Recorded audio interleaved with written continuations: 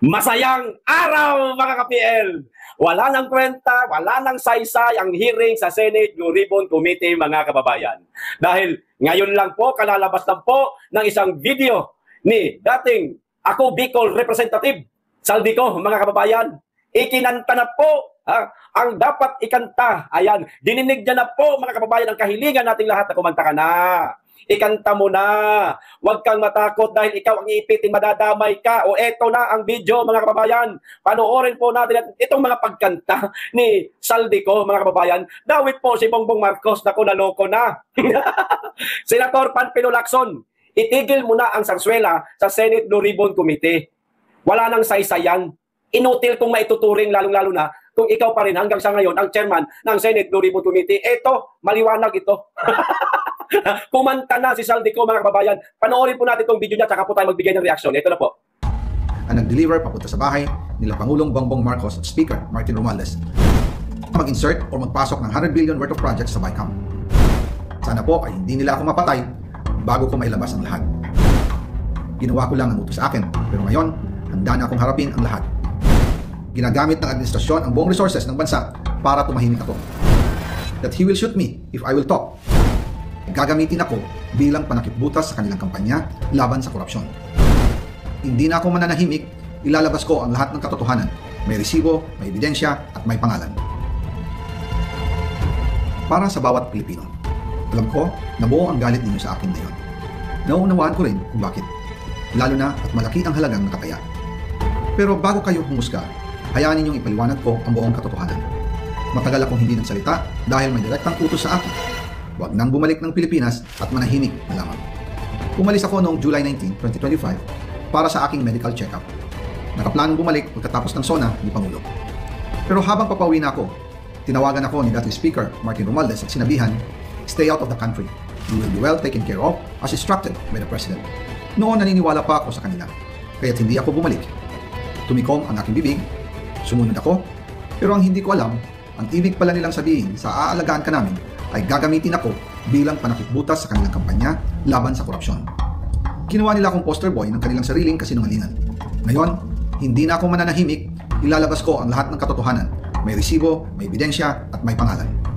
Nagsimula ito nung tumawag si Sekmina, pangandaman sa akin, nung nag-umpisa ang BICAM process last year, 2024. Ang sabi niya, katatapos lang ng meeting nila ni Pangulo at may instructions na mag-insert o magpasok ng 100 billion worth of projects sa BICAM. At sinabi pa ni Sekmina, you can confirm with Yusek Adrian Bersamin dahil magkasama sila sa meeting ni Pangulong BBM noong araw na yon. Tinawagan ko po agad si Yusek Adrian Bersamin at tinanong ko kung may instruction na ba ang Pangulo na magpasok ng 100 billion during their meeting. Ang sabi niya ay totoo nga po. Right after our conversation, tinawagan ko po si dating Speaker Martin Romualdez at nireport ko ang instructions ng Presidente to insert the 100 billion projects. At sinabi niya sa akin what the President wants, he gets. After ng ilang araw, nag-set po ng meeting si Sekmina Pangandaman at Yusek Adrian Bersamin sa amin ni dating Speaker Martin Romualdez sa Aguado Building in front of Gate 4 ng Malacanang at nandoon din po si Yusek Jojo Cadiz. During the meeting, binigay po ni Yusek Adrian Bersamin ang listahan na worth 100 billion. Tinanong ko po si Yusek Adrian kung saan galing ang listahan. Ang sagot niya, galing kay PBBM mismo at binigay niya ito mula sa brown leather bag.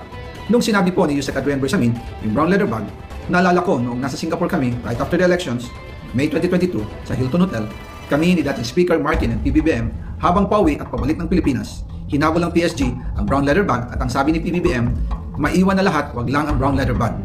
Kaya naniwala ako na utos talaga ito ng Pangulo. Pagkatapos ng ilang araw, I informed si dating Speaker Martin Romualdez, Sekmina Pangandaman, Yusek Adrian Bersamin, and Yusek Jojo Cadiz na kung pwede 50 billion lang ang ipasok sa program funds dahil so sobra ang DPWH funds versus sa DepEd. In practice, hindi pwede na mas malaki ang budget ng DPWH kaysa edukasyon. Yung balance na 50 billion, ilagay na lang sa unprogram funds for the 2025 budget.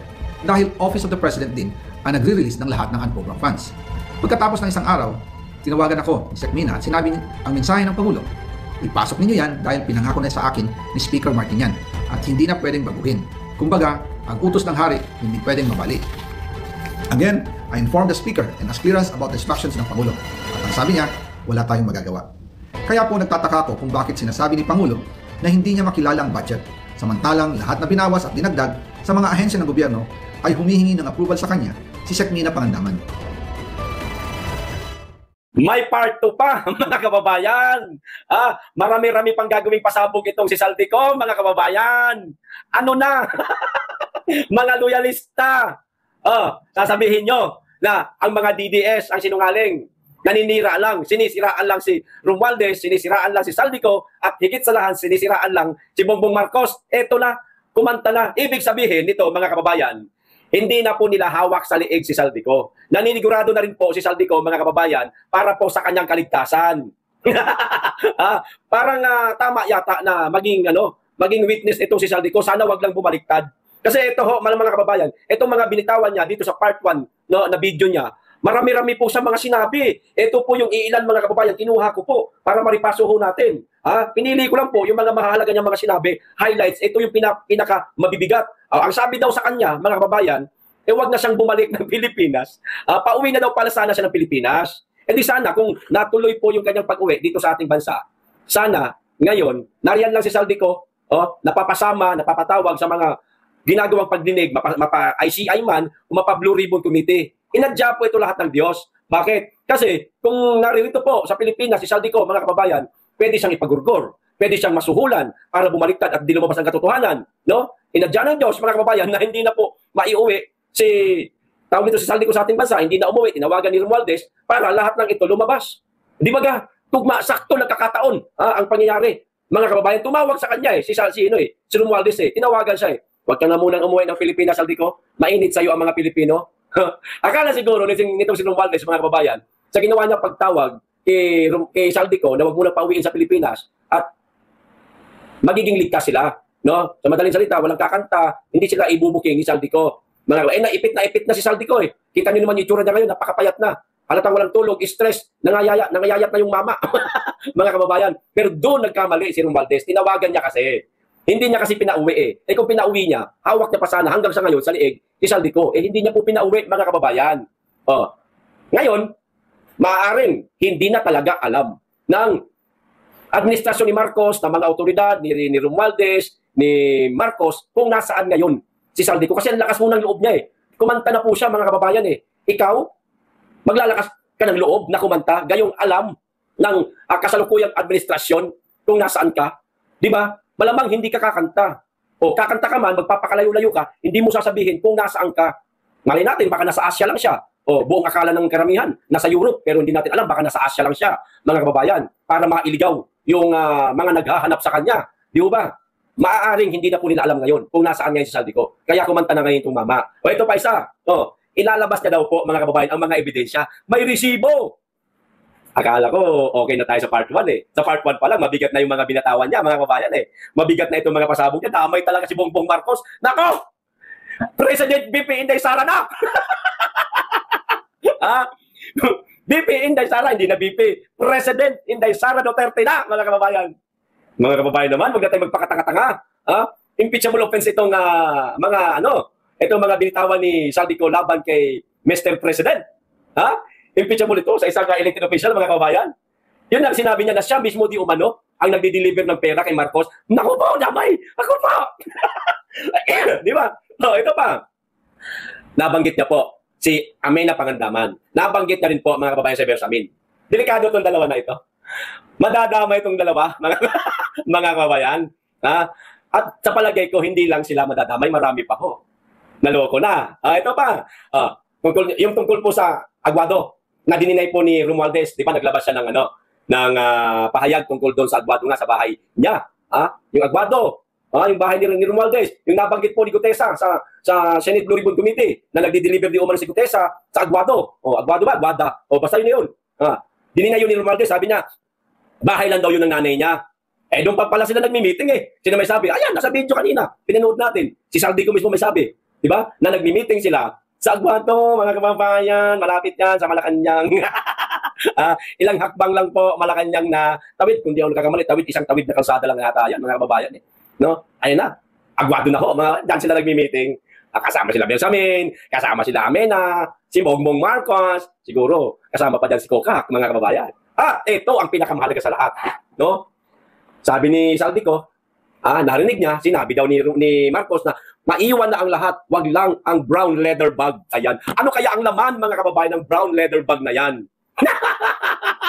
Maaaring ang laman ng brown leather bag, mga kababayan, meron pong kopya si Saldico. At ito, maaari yung mga ilalabas niya sa part 2 ng kanyang video. Itinaon pa talaga na ilabas yung video niya at pagkaguluhan ngayon ng ating mga kababayan netizen at ng mga mainstream media, maging sa social media, dito sa pagdinig sa Senate Blue Ribbon Committee. Tuloy, ang pagdinig ng Senate Blue Ribbon Committee, mga kababayan, nilangaw. Wala na masyadong nagka-interest. Umalis yung iba, hindi na nanood. Kasi ito ang totoong pasabog. Ang Senate Blue Ribbon Committee, inutil na yan kung maituturing, mga kababayan. Para sa akin lang, opinion ko man ito, komento ko man ito, inutil na, sarsuela na lamang po yan, mga kababayan. Wala na po tayong aasahan dyan. Abangan na lang po natin itong mga pasabog ni Saldico. Saldico, kahit na meron kang mga nagawang pagkakasala sa ating bansa dahil sangkot ka sa korupsyon, sangkot ka sa manumalyang flood control project, at sangkot ka sa grupo ninyo. Ayan, grupo nga di ba? Ngayon, alam mo ba, ang nararamdaman sa'yo, ng ilan lang naman natin mga kababayan, hindi naman lahat. Maaaring yung iba galit pa rin kasi hanggang sa ngayon. Pero yung ginawa mo na yan, sir, yung pagkanta mo na yan, sir, yung ginawa mong pag-amin na yan, napakalaking bagay ho yan. Sinasaluduhan ka po ng ilang mga kababayan natin. Ituloy-tuloy mo lang yung pagkanta mo, sir, at syempre magtatago ka rin. Pag ikaw nahagilap, yari ka talaga. Ituloy-tuloy mo lang yung pagkanta mo. Kung yan ay katotohanan talaga, maglabas ka na ng resibo maliban dyan sa mga sinasabi mo. Okay? Para, lihitin mo. Hindi masabing chismis lang, gawa-gawang kwento mo lang. Magpakita ka ng resibo. Ipakita mo. Paano mo gagawin? Depende na sa'yo yan kung paano mo gagawin. Maghanap ka na lang ng mga magagaling na mga video editor dyan. Habang nagsasalita ka, nakikita yung kapirasong mukha mo at naroon yung mga resibo, ipapakita mo. Tugma. Yan, kumbaga, tugma. Walang mali, walang dagdag, walang bawas. Yan, ganon. Yung ibang mga kababayan natin, pinapasalamatan ka. Dahil dito sa mga in-expose mo na ito, sir, tawag dito, Saldico, malaking tulong po ito para ma-resolba ang napakalalang korupsyon. Higit sa lahat, sa flood control project na mayroong anomalya. Ito pa isa, ang kababayan, nasabi rin ni Saldico na ang utos daw po ng hari ay hindi pwedeng baliin. Sino ba ang hari? Sino ang hari na nag-utos sa kanilang mga kababayan? Si Romualdez ba? Hindi po. Si Bersamin ba? Hindi rin. Maaari. Siyempre wala nang iba. Sino ba, mga kababayan? Sino ang hari? Gusto niyo po malaman? Sinabi na po ni Saldico. Balikan niyo po yung video pinanood ko po sa inyo. At pakikomento na rin po. Okay, mga kababayan, hanggang dito lang. Maraming salamat. Mag-iingat kayo lagi. At higit sa lahat, mahalin natin ang Pilipinas. Malapit na po ang katagumpayan ng mga Pilipinong naghahangad ng katarungan dito sa napakalalang korupsyon at maanumalyang proyekto ng flood control. Mga kababayan, ipanalangin natin sa lalong madaling panahon. Vice President Sara Duterte, level up. Papunta na po ng Presidente, kaawaan ng Diyos, mga kababayan. Kapag ka kumilos ang taong bayan. Paano gagawin ang pagkilos?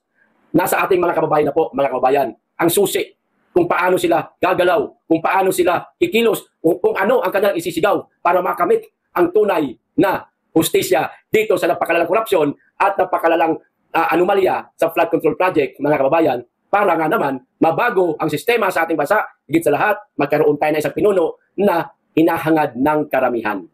Okay, hanggang dito lang. Maraming salamat. Mag-ingat kayo lagi. Higit sa lahat, mahalin natin ang Pilipinas.